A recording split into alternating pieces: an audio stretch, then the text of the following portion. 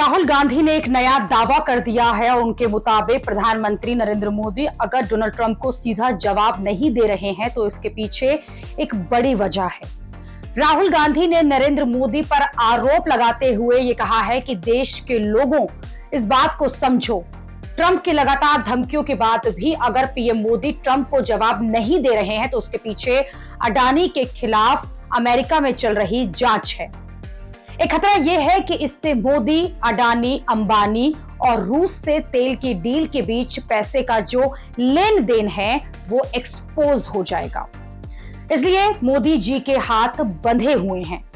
वैसे तो ट्रंप को जवाब मिल रहा है और करारा जवाब मिल रहा है, लेकिन ये ट्रंप को ये जवाब भारत के विदेश मंत्रालय से दिए जा रहे हैं, जबकि नरेंद्र मोदी के विरोधी इस बात को कह रहे हैं कि अगर धमकियां ट्रंप दे रहे हैं, अगर डेली भला बुरा ट्रंप कह रहे हैं, तो जवाब भी नरेंद्र मोदी को देना चाहिए।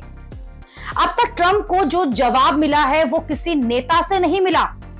ट्रंप को जवाब भी ऐसा दिया जिसमें सीधे सीधे ये नहीं कहा गया कि जिससे मर्जी उससे व्यापार करेंगे, तुम रोकने वाले आखिरकार कौन हो। ट्रंप से ये बात कही गई है कि अमेरिका भी तो रूस से व्यापार करता है, यूरोप भी तो रूस से व्यापार करता है। इन्हीं बातों को लेकर राहुल गांधी और विपक्ष ने सीधे प्रधानमंत्री को ही घेर लिया है कि क्या सरकार इतनी कमजोर है कि वो डोनाल्ड ट्रंप को सीधा खुलकर बोल नहीं सकती कि ट्रंप ये सब धमकियां देना बंद करें, भारत चाहे जिससे व्यापार करेगा। ट्रंप रोकने वाले कौन होते हैं? प्रियंका गांधी ने भी इस बात पर सरकार को घेरा कि क्या इतने दुर्बल हो गए हैं, संसद चला नहीं पा रहे हैं, ट्रंप का सामना कर नहीं पा रहे हैं, क्या हो गया है? सरकार ट्रंप को जवाब तो दे रही है, ट्रंप की पोल भी खोल रही है, लेकिन जो राजनीतिक जवाब ट्रंप को मिलना चाहिए वो अभी तक नहीं दिखा। इसी बात को राहुल गांधी और विपक्ष ने हथियार बना लिया है और इसी से वो सीधे प्रधानमंत्री को घेर रहे हैं कि प्रधानमंत्री नरेंद्र मोदी सीधे ट्रंप को जवाब दें। इधर उधर के जवाब से बात नहीं बनेगी, न ट्रंप की धमकियां जो हैं इस तरह से रुकेंगी। ट्रंप ने तो यहां तक कह दिया है कि वो बहुत गुस्से में हैं।